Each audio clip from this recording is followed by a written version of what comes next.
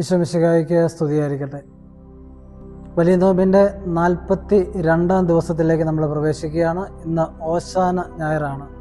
വലിയ ആഴ്ചയിലേക്ക് നമ്മൾ പ്രവേശിക്കുകയാണ്. ഏറ്റവും ഒരുക്കത്തോടെ, ഏറ്റവും വിശുദ്ധിയോടെ ശരീരത്തെയും മനസ്സിനെയും ആത്മാവിനെയും എല്ലാം ശുദ്ധി ചെയ്ത് ശുദ്ധിയുടെ ദിവസങ്ങളിലേക്ക് നമുക്ക് പ്രവേശിക്കാം. ഇന്നത്തെ തിരുവചന ഭാഗം ജെറുസലേമിലേക്ക് രാജകീയമായി പ്രവേശിക്കുന്ന ഈശോയാണ് നമ്മൾ ധ്യാനിക്കുന്നത്.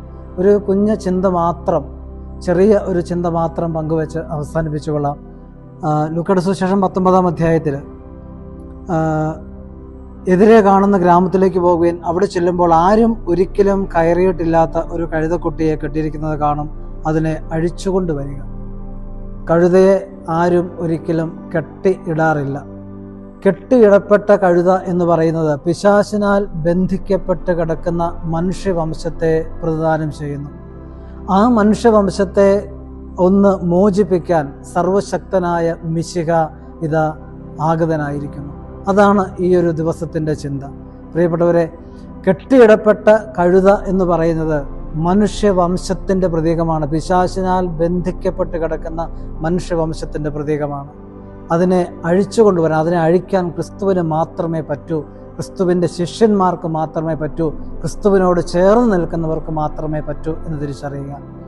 ഓരോരുത്തരും ഒന്ന് ചിന്തിച്ചു നോക്കുക. കെട്ടിയിടപ്പെട്ട അവസ്ഥയിലാണ് ഞാനും നിങ്ങളും. ഒരു അടി മുന്നോട്ട് വെക്കാൻ കഴിയാത്ത മക്കൾ, യുവതി യുവാക്കൾ എത്രയോ പേരാണ്. ഒരടി മുന്നോട്ട് വെച്ച് മുന്നോട്ട് പോകാൻ കഴിയാത്ത എത്രയോ പേരാണ്. കെട്ടിയിടപ്പെടുകയാണ്. ആ കെട്ട് അഴിക്കേണ്ടതായിട്ടുണ്ട്. അതിന് എൻ്റെ പരിശ്രമം വളരെ കൃത്യമായിട്ട് വേണം താനും.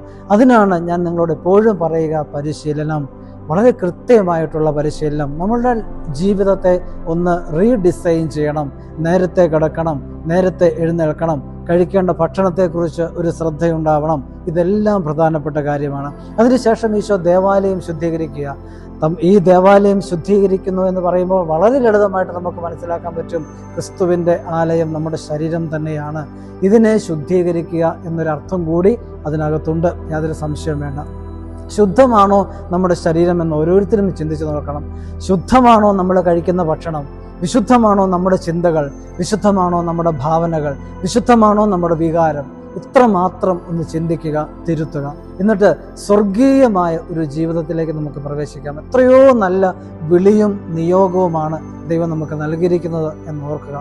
ഓരോരുത്തർക്കും, എനിക്കും നിങ്ങൾക്കും വലിയ വിളിയും നിയോഗവും. പക്ഷേ ആ നിയോഗത്തെയും വിളിയെയും തിരിച്ചറിയാൻ നമുക്ക് കഴിയാതെ പോകുന്നു എന്നുള്ളതാണ്. അതുകൊണ്ട് എപ്പോഴും അവന് വാസം ആകത്തക്ക വിധത്തിൽ, വസിക്കാൻ പാകത്തിൽ നമ്മുടെ ശരീരമാകുന്ന ദേവാലയത്തെ വിശുദ്ധമാക്കാം. ശരീരമാകുന്ന ദേവാലയത്തെ ഒരുക്കാം. ഒരു കറയോ ചുളിവോ ഇല്ലാതെ നമുക്ക് നമ്മുടെ ശരീരത്തെ ഒരുക്കാം. രോഗമില്ലാതെ നമ്മുടെ ശരീരത്തെ കാത്തു സൂക്ഷിക്കാം.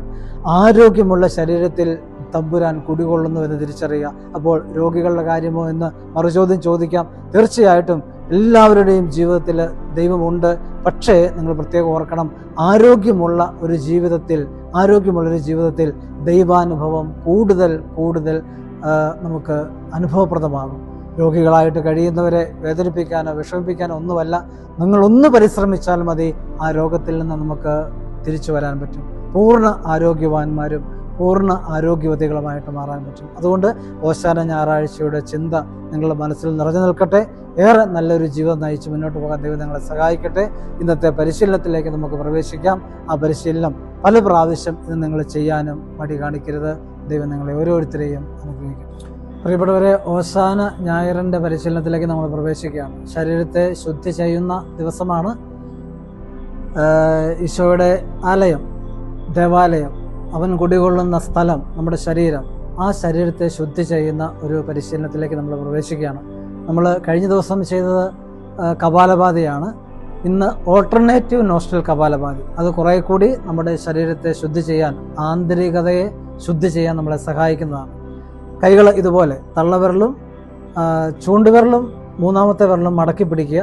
തള്ളവിരൽ നിവർത്തി മോതിരവിരലും ചെറുവിരലും ചേർത്ത് പിടിക്കണം, ഇതേ രീതിയിൽ. എന്നിട്ട് തള്ളവിരൽ റൈറ്റ് നോസിൽ അടയ്ക്കുകയും തുറക്കുകയും ചെയ്യുക. ഈ മോതിരവിരൽ കൊണ്ട് ലെഫ്റ്റ് നോസ്ട്രൽ അടയ്ക്കുകയും തുറക്കുകയും ചെയ്യുക. Forceful exhalation, automatic inhalation. കാണുക, ശ്രദ്ധിക്കുക.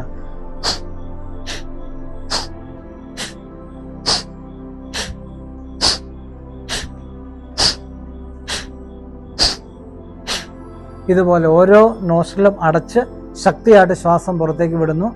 ഓട്ടോമാറ്റിക്കായിട്ട് ശ്വാസം ഉള്ളിലേക്ക് എടുക്കുന്നു. നമ്മൾ എടുക്കണ്ട, ഓട്ടോമാറ്റിക്, നമ്മൾ മനഃപൂർവ്വം എടുക്കരുത്. അപ്പോൾ ശരീരത്തിലെ ടോക്സിൻസ് മുഴുവൻ പുറത്തേക്ക് പോകുന്ന ഒരു നല്ല പരിശീലനമാണ്. ഒന്നുകൂടെ ശ്രദ്ധിക്കുക, പഠിക്കുക, മനസ്സിലാക്കുക. ഇടത് കൈ കൃത്യമായിട്ട് കമഴ്ത്തി നിങ്ങളുടെ മടിയിൽ വെക്കുക. വജ്രാസനത്തിലിരിക്കുന്നു, ശ്രദ്ധിക്കുക.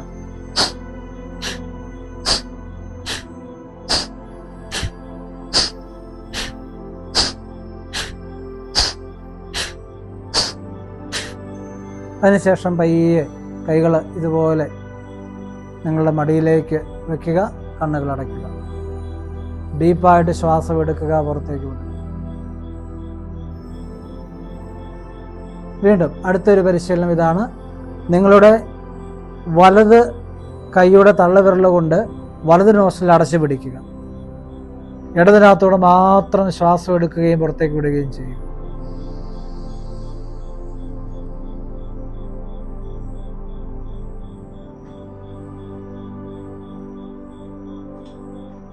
ശ്വാസം എടുക്കുമ്പോൾ ചെറിയ ഒരു ശബ്ദം കേൾക്കാം, കുഴപ്പമില്ല. പക്ഷെ ശ്വാസം പുറത്തേക്ക് വിടുമ്പോൾ ഒരല്പം പോലും ശബ്ദം കേൾക്കാൻ പാടില്ല. വളരെ സാവകാശം ശ്വാസോച്ഛ്വാസത്തിൽ മാത്രമേ ശ്രദ്ധിക്കാവൂ, ബ്രീത്തിങ്ങിൽ മാത്രമേ ശ്രദ്ധിക്കാവൂ, വേറൊന്നും ശ്രദ്ധിച്ചേക്കരുത്. വീണ്ടും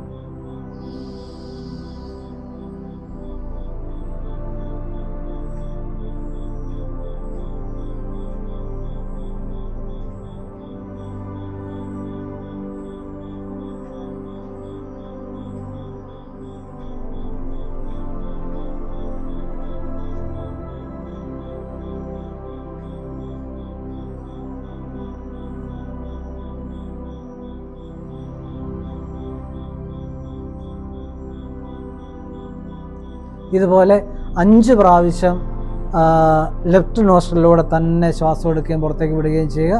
അതിനുശേഷം നിങ്ങളുടെ ഇടത് കൈ ഉപയോഗിച്ച് ഇതുപോലെ ശ്വാസോച്ഛ്വാസം ഈ ബ്രീത്തിങ് ചെയ്യുക. ലെഫ്റ്റ് നോസ്ട്രിൽ അടച്ചു പിടിക്കുന്നു, റൈറ്റിലൂടെ ശ്വാസം ഉള്ളിലേക്ക് എടുക്കുന്നു, സാവകാശം പുറത്തേക്ക് വിടുന്നു.